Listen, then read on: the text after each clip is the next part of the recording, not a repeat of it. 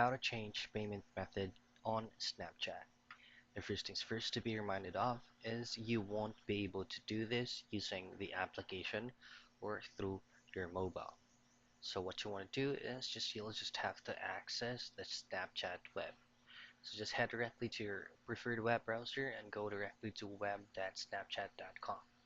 Now once you have successfully logged into your account, just head directly to your user profile right here, click on that, and head directly to account settings. Now you're gonna be provided with another tab which is gonna be your Snapchat profile public right here.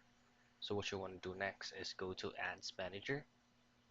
Now for you to be able to change or to even add one of your payment methods that you'd like, as you can see, if you hover your mouse around this option right here that says add accounts, it is actually saying that open a business account to get started.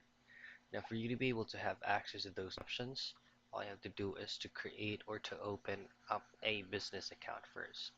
So once this is your business account from Snapchat, you should be able to see payment method in here or billing, and that's it.